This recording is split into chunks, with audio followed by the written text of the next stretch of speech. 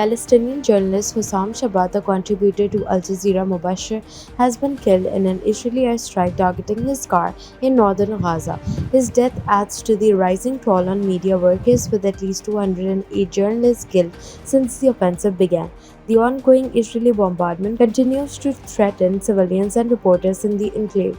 As the attacks intensify, the humanitarian crisis in Gaza worsens.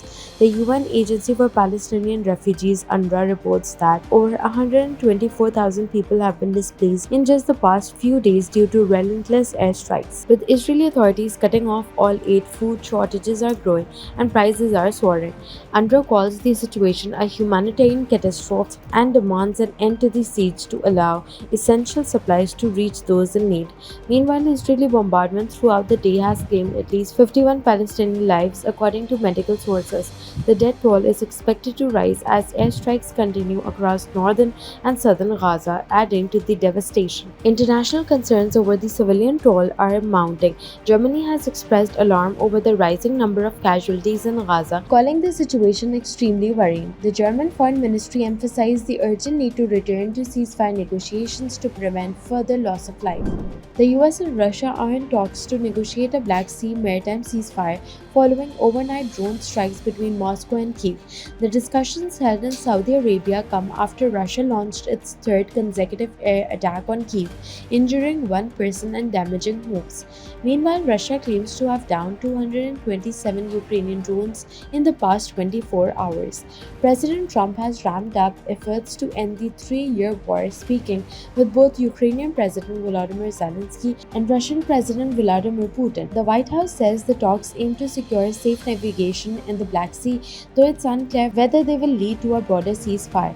The Kremlin, however, remains skeptical, pointing to a failed 2022 agreement on Black Sea shipping.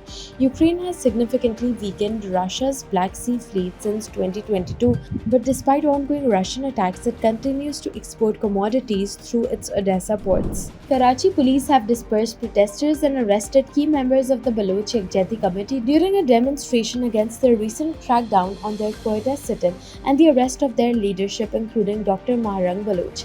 The BYC had planned a protest outside the Karachi Press Club, but authorities imposed a city-wide ban on gatherings under Section 144. As protesters attempted to reach the venue, police intercepted them at Fawara Chowk, leading to confrontations. Police detained several protesters, including Sami Deen Baloch. A BYC supporter, Sadaf Amir, alleged that police used force even before the protests began.